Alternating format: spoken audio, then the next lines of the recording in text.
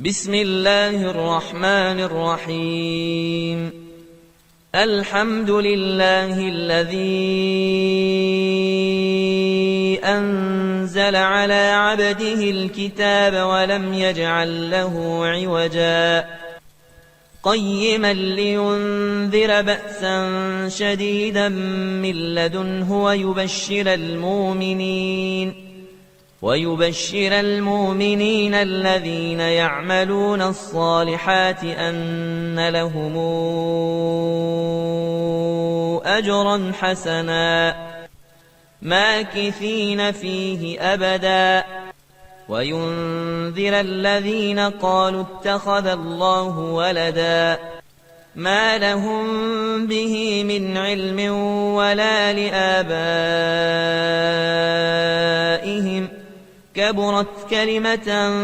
تخرج من أفواههم إن يقولون إلا كذبا فلعلك باخع نفسك على آثارهم إن لم يؤمنوا بهذا الحديث أسفا إنا جعلنا ما على الأرض زينة لها لنبلوهم أيهم أحسن عملا وإنا لجاعلون ما عليها صعيدا جرزا أم حسبت أن أصحاب الكهف والرقيم كانوا من آياتنا عجبا إذا والفتية إلى الكهف فقالوا ربنا آتنا من لدنك رحمة وهيئ لنا من أمرنا رشدا فضربنا على آذانهم في الكهف سنين عددا ثم بعثناهم لنعلم أي الحزبين أحصى لما لبثوا أمدا نحن نقص عليك نبأهم بالحق إنهم فتية آمنوا بربهم وزدناهم هدى وربطنا على قلوبهم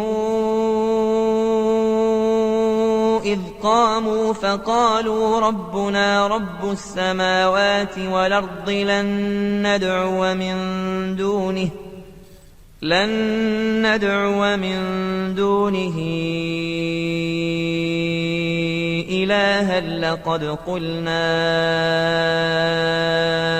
إذا شططا هؤلاء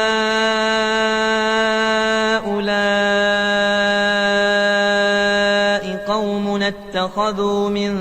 دونه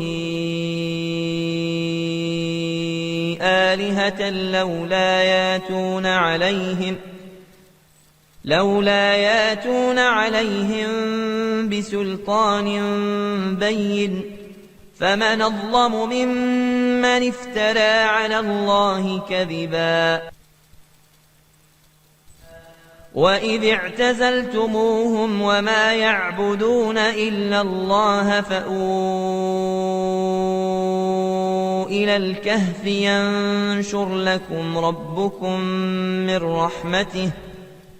ينشر لكم ربكم من رحمته ويهيئ لكم من أمركم مرفقا وترى الشمس إذا طلعت تزاور عن كهفهم ذات اليمين وإذا غربت تقرضهم ذات الشمال وهم في فجوة منه ذلك من آيات الله من يهد الله فهو المهتد ومن يضلل فلن تجد له وليا مرشدا وتحسبهم أيقاظا وهم رقود ونقلبهم ذات اليمين وذات الشمال وكلبهم باسط ذراعيه بالوصيد لو اطلعت عليهم لوليت منهم فرارا ولملئت منهم رعبا وكذلك بعثناهم ليتساءلوا بينهم قال قائل منهم كم لبثتم قالوا لبثنا يوما أو بعض يوم قالوا ربكم أعلم بما لبثتم فابعثوا أحدكم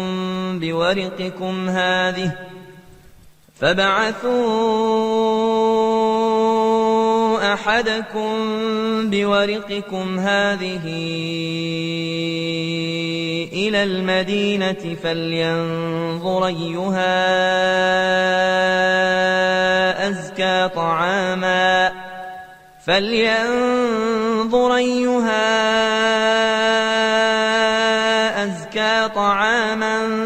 فلياتكم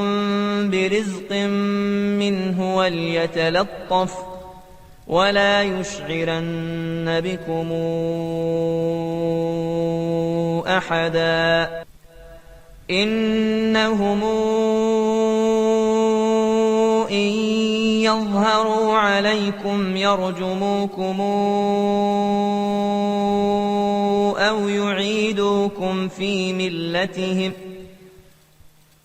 أو يعيدوكم في ملتهم ولن تفلحوا إذا أبدا وكذلك أعثرنا عليهم ليعلموا أن وعد الله حق وأن الساعة لا ريب فيها إذ يتنازعون بينهم أمرهم فقالوا ابنوا عليهم بنيانا ربهم أعلم بهم قال الذين غلبوا على أمرهم لنتخذن عليهم مسجدا سيقولون ثلاثة رابعهم كلبهم ويقولون خمسة سادسهم كلبهم رجما بالغيب ويقولون سبعة وثامنهم كلبهم قل ربي أعلم بعدتهم ما يعلمهم إلا قليل فلا تمار فيهم إلا مراء ظاهرا ولا تستفت فيهم منهم أحدا ولا تقولن لشيء إني فاعل ذلك غدا إلا أن يشاء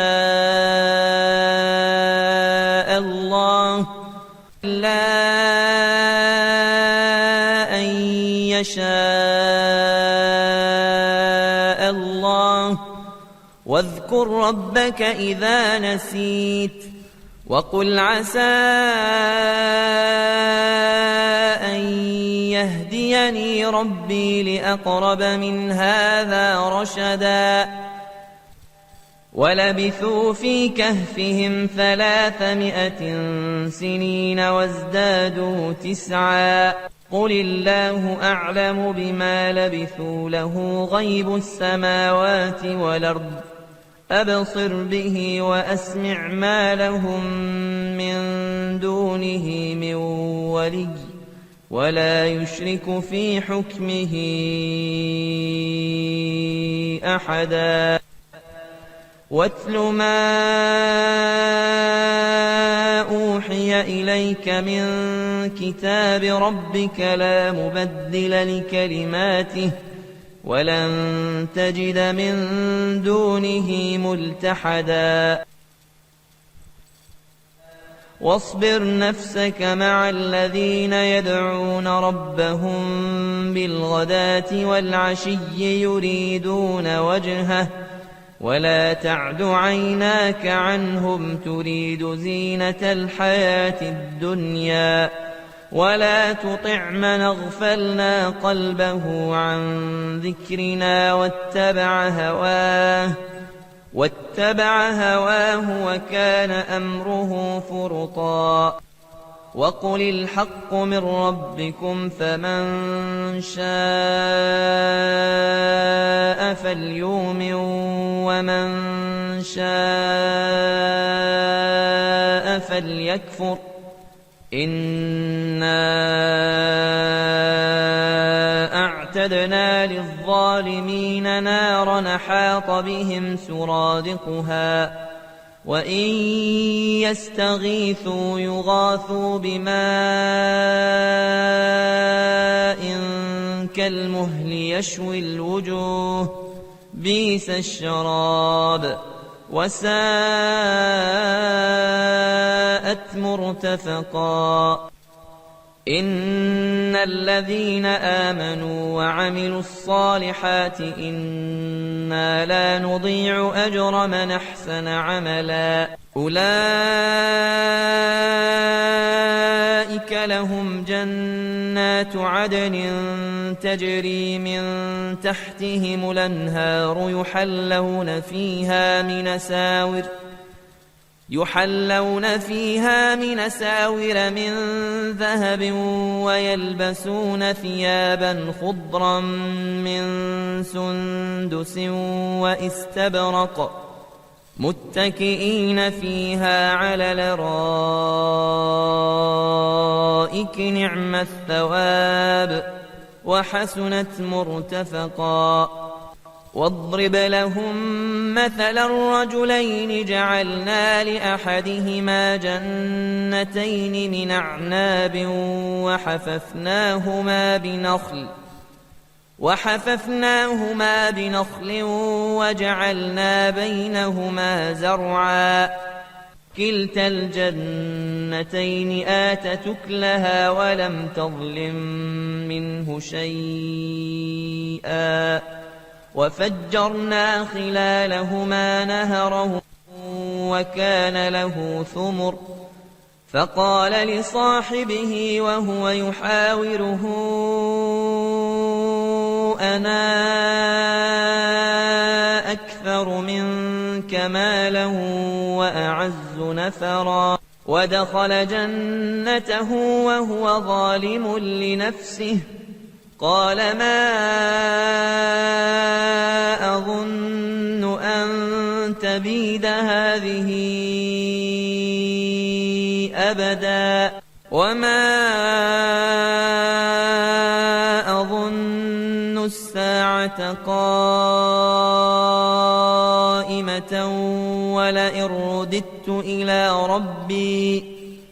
ولئن رددت إلى ربي لأجدن خيرا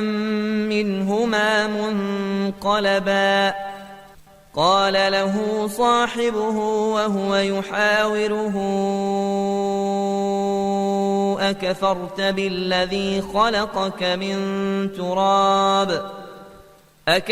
بالذي خلقك من تراب ثم من نطفة ثم سواك رجلا لكن هو الله ربي ولا أشرك بربي أحدا ولولا إذ دخلت جنتك قلت ما شاء الله لا قوة إلا بالله إن ترني أنا أقل منك مالا وولدا فعسى ربي أن يؤتيني خيرا من جنتك ويرسل عليها حسبانا من السماء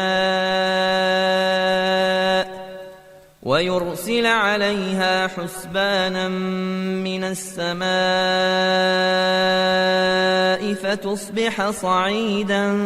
زلقا أو يصبح ماؤها غورا فلن تستطيع له طلبا وأحيط بثمره فأصبح يقلب كفيه على ما أنفق فيها وهي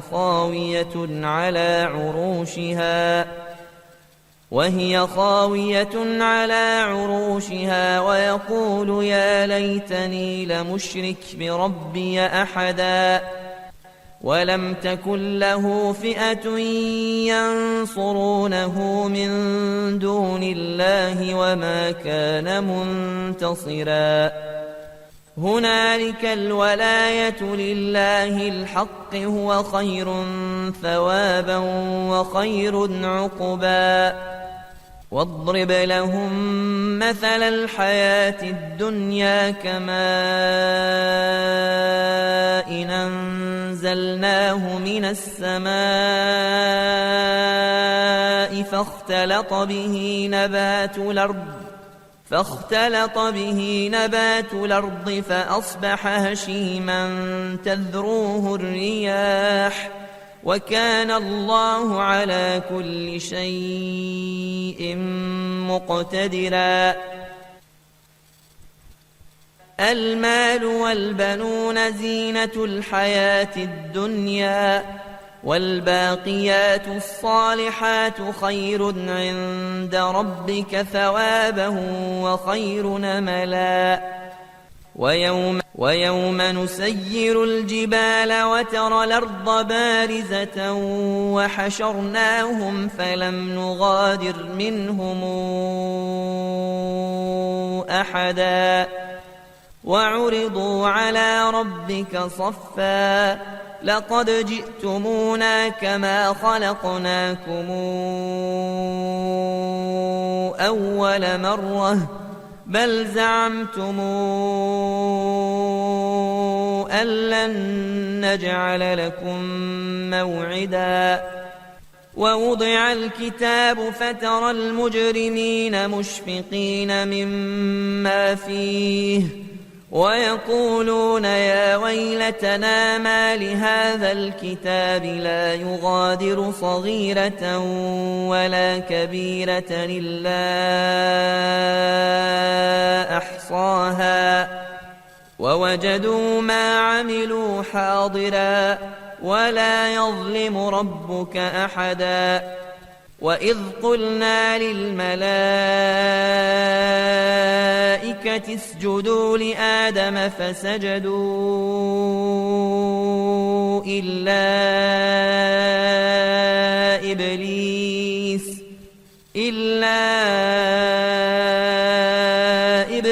كان من الجن ففسق عن أمر ربه أفتتخذونه وذريته أولياء من دوني وهم لكم عدو بئس للظالمين بدلا ما أشهدتهم خلق السماوات والأرض ولا خلق أنفسهم وما كنت متخذ المضلين عضدا ويوم يقول نادوا شركائي الذين زعمتم فدعوهم فلم يستجيبوا لهم وجعلنا بينهم موبقا ورأى المجرمون النار فظنوا أنهم مواقعوها ولم يجدوا عنها مصرفا ولقد صرفنا في هذا القرآن للناس من كل مثل وكان الإنسان أكثر شيء جدلا وما منع الناس أن يؤمنوا إذ جاءهم الهدى ويستغفروا ربهم إلا أن تاتيهم سنة الأولين أو ياتيهم العذاب قبلا وما نرسل المرسلين إلا مبشرين ومنذرين ويجادل الذين كفروا بالباطل ليدحضوا به الحق واتخذوا آياتي وما أنذروا هزؤا ومن أظلم ممن ذكر بآيات ربه فأعرض عنها ونسي ما قدمت يداه إنا جعلنا على قلوبهم أكنة أن يفقهوه وفي آذانهم وقرا وإن تدعهم إلى الهدى فلن يهتدوا إذا أبدا وربك الغفور ذو الرحمة لو يواخذهم بما كسبوا لعجل لهم العذاب بل لهم موعد لن يجدوا من دونه موئلا وتلك القرى أهلكناهم لما ظلموا وجعلنا لمهلكهم موعدا وإذ قال موسى لفتاه لا أبرح حتى أبلغ مجمع البحرين أو أمضي حقبا فلما بلغا مجمع بينهما نسيا حوتهما فاتخذ سبيله في البحر سربا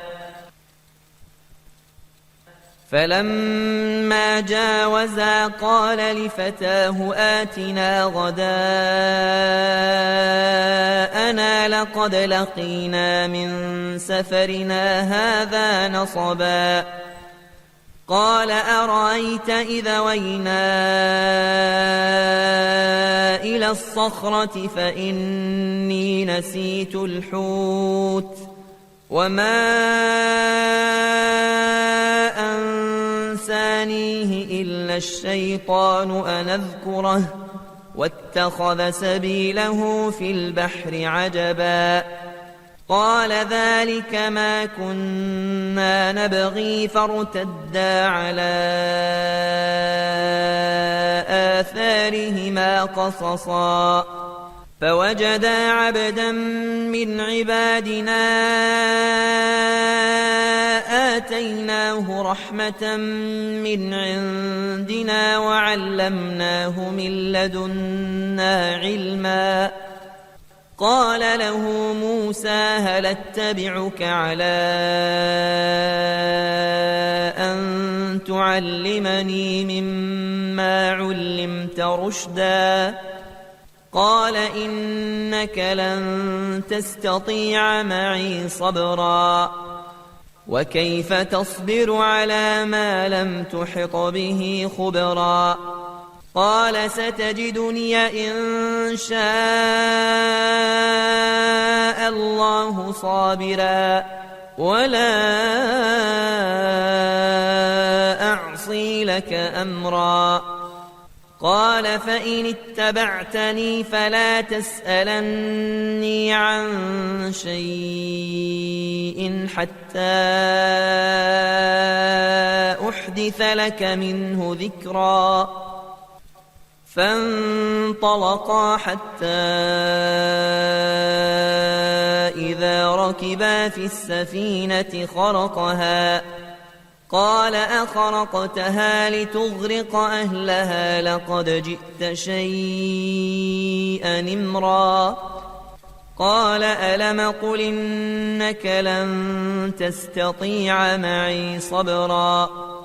قال لا تواخذني بما نسيت ولا ترهقني من أمري عسرا فانطلقا حتى إذا لقيا غلاما فقتله قال أقتلت نفسا زاكية بغير نفس لقد جئت شيئا نكرا قال ألم قل لك إنك لن تستطيع معي صبرا قال إن سألتك عن شيء بعدها فلا تصاحبني قد بلغت من لدني عذرا فانطلقا حتى إذا أتيا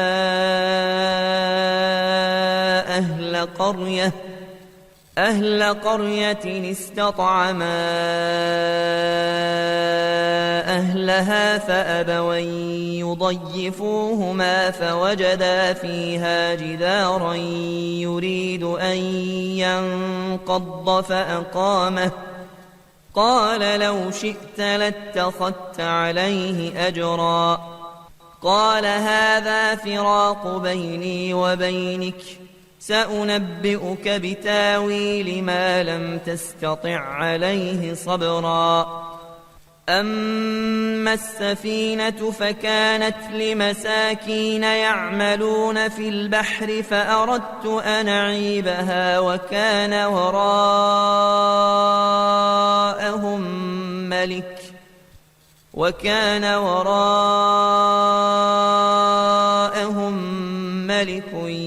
يأخذ كل سفينة غصبا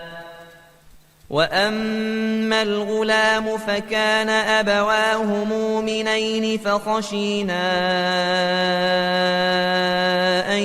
يرهقهما طغيانا وكفرا فأردنا أن يبدلهما ربهما خيرا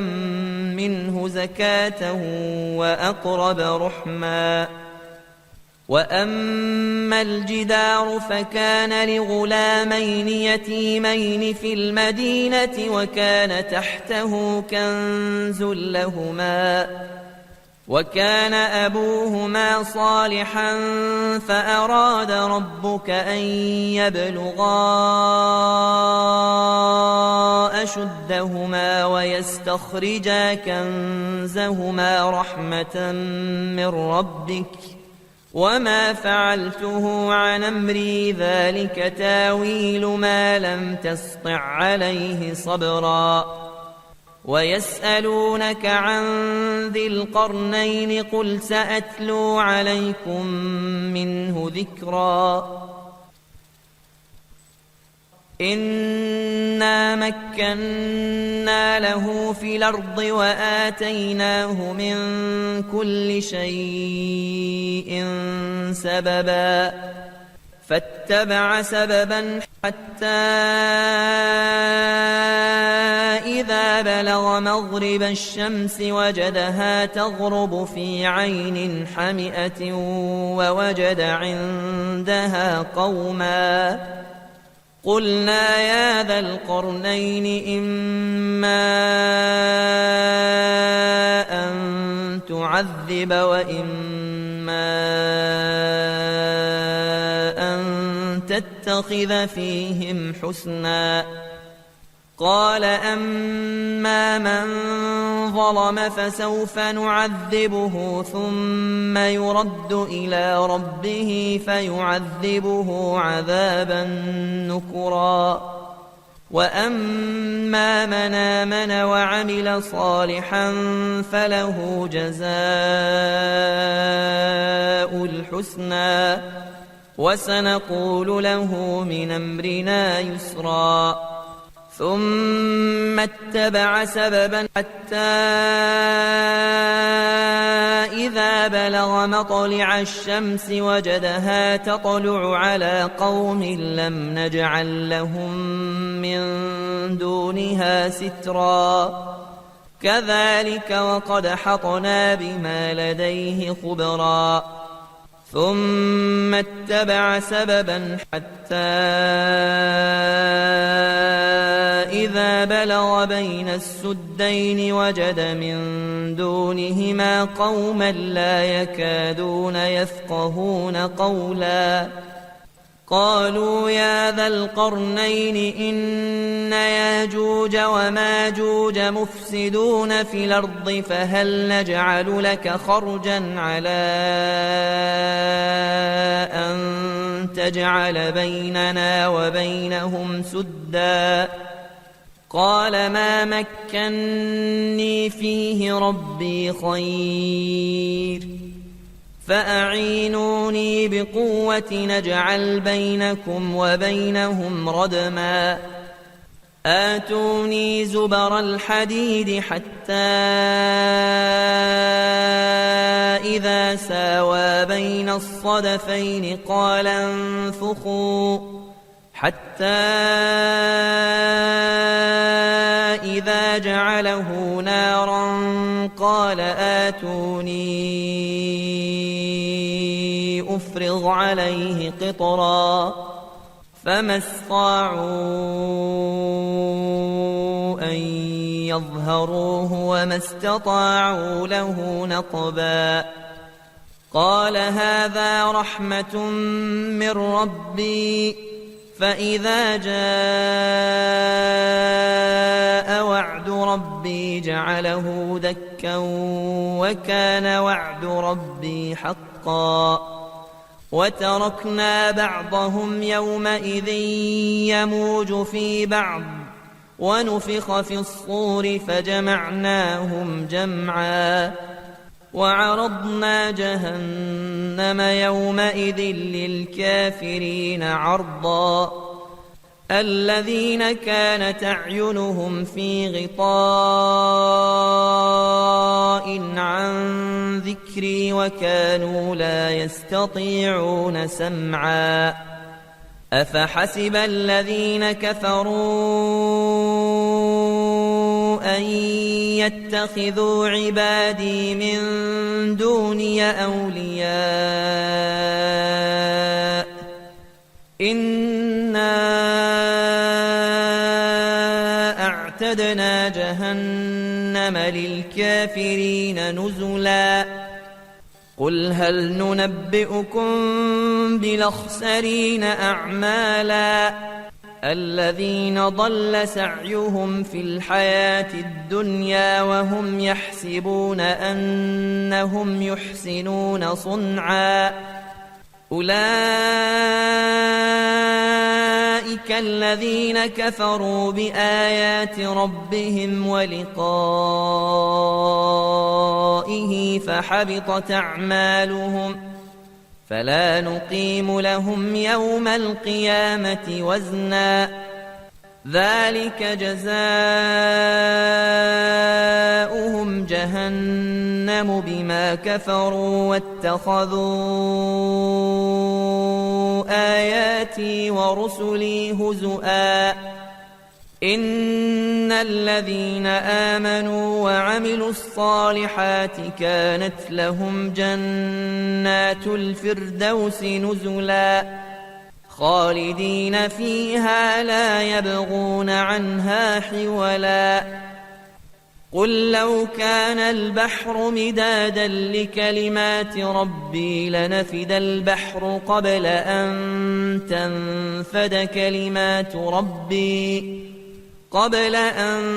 تنفد كلمات ربي ولو جئنا بمثله مددا قل إنما أنا أنا بشر مثلكم يوحى إلي أنما إلهكم